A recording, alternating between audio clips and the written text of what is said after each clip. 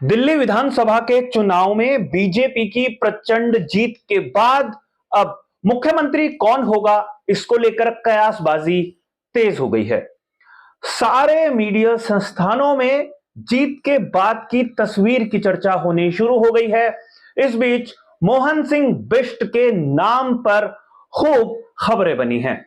उत्तराखंड मूल के मोहन सिंह बिष्ट अब 6 बार के विधायक हो गए हैं और उनके नाम की चर्चा क्यों हुई है, इसे लेकर मैं आपके सामने हाजिर हो गया हूं।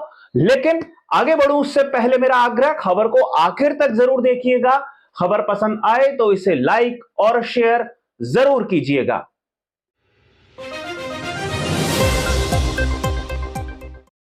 नमस्कार, मैं हूं मनमोहन भट्ट।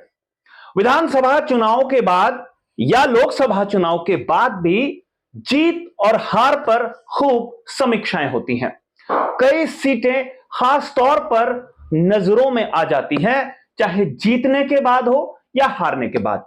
ऐसी ही दिल्ली विधानसभा की एक चर्चित सीट है मुस्तफाबाद। मुस्तफाबाद के विधायक मोहन सिंह बिष्ट चुने गए हैं। मोहन सिंह बिष्ट 6ठी बार विधायक बने हैं, लेकिन मुस्तफाबाद उनकी परंपरागत सीट नहीं थी।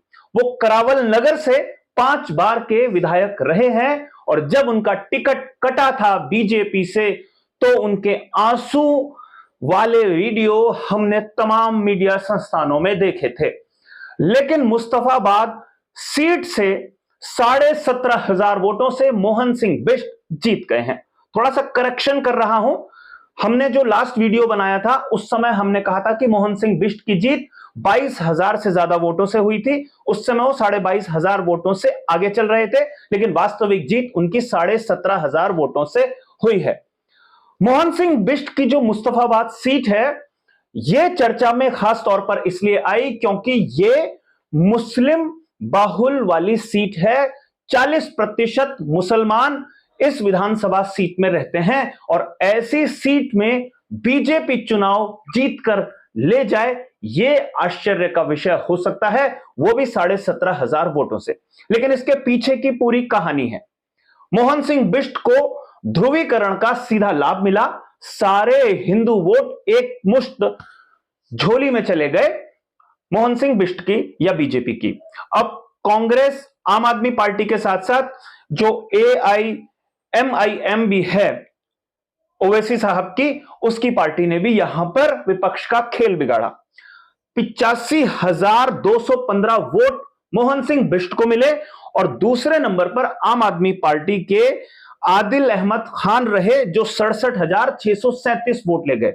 आश्चर्य की बात यह है कि ये जो आदिल अहमद खान है, उन पर एक बड़ा आरोप चिपका हुआ है। दिल्ली में 2020 में जो दंगे हुए थे उसमें 50 से ज्यादा लोगों की मौत हो गई थी। उसका एक आरोपी आदिल अहमद खान था और आम आदमी पार्टी ने उन्हें टिकट दिया, वो दूसरे नंबर पर रहे। ये एक महत्वपूर्ण बात है।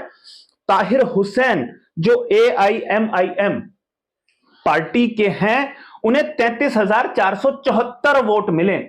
ओवैसी साहब के प्रतिनिधि को यहां पर तीसरे नंबर की सीट हासिल हुई, तीसरा नंबर यहां पर उन्होंने दर्ज कराया और कांग्रेस के अली मेहंदी को लगभग 11,500 वोट मिले। यानी मुस्लिम वोट बट गए और हिंदू वोट एक मुश्त मोहन सिंह बिष्ट की झोली में गिर गया। इससे उनको एक बड़ी जीत हुई और यह सारी खबर खास तौर पर दिल्ली के अखबारों में छाई हुई है।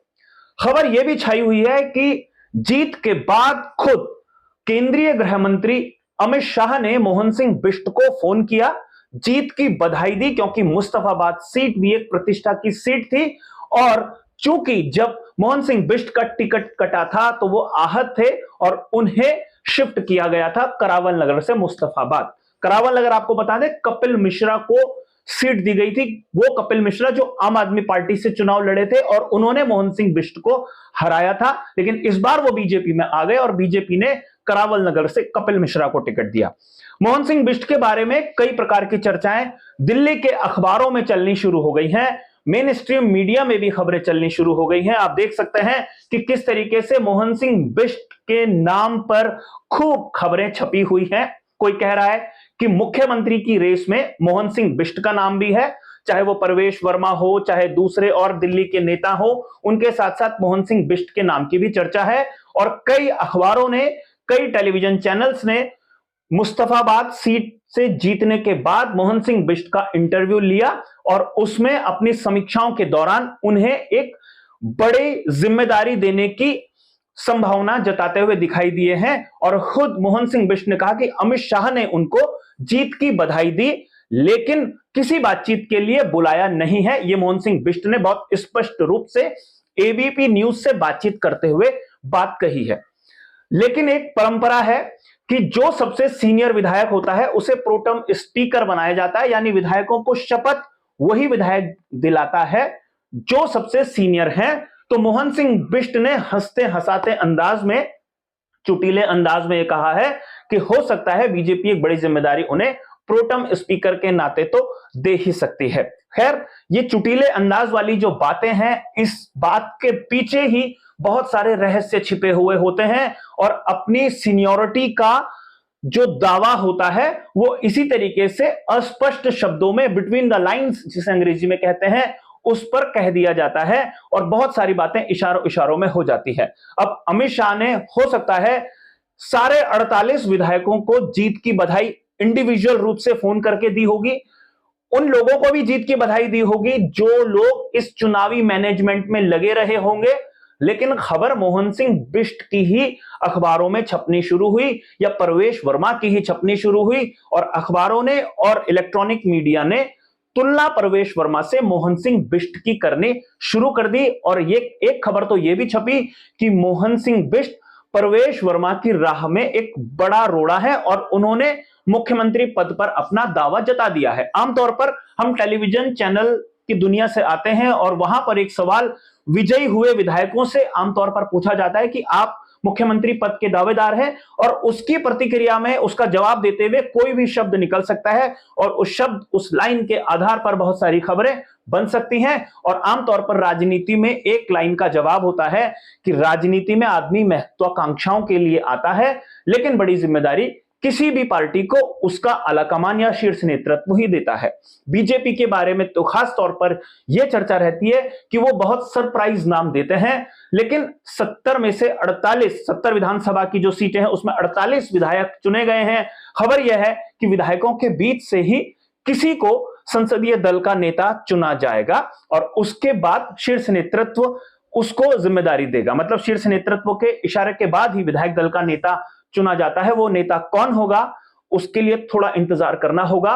दिल्ली में सरगर्मियां तेज हो गई हैं। आम आदमी पार्टी और कांग्रेस हारने के बाद थोड़ा थोड़ा किनारे पर है। कांग्रेस थोड़ा उत्साहित है, लेकिन उत्साह बीजेपी के खेमे में है। किसे क्या जिम्मेदारी मिलेगी इसका खुलासा भी अगले 24 से 48 घंटे के भीतर हो जाएगा। मोहन सिंह बिष्ट सुर्खियों में बने हुए हैं, उन्हें क्या जिम्मेदारी मिलेगी इसका भी खुलासा अगले कुछ घंटों में हो जाएगा। अभी के लिए साथियों इतना ही। अगली रिपोर्ट में आपसे फिर मुलाकात होगी, तब तक इजाजत दीजिए। लेकिन मेरा आग्रह है विशेष, खबर यदि आपको पसंद आई हो तो इसे लाइक कीजिए, इस खबर पर अपनी प्रतिक्रिया दीजिए, इस खबर को शेयर करके अपने मित्रों तक जरूर पहुंचाइए। नमस्कार।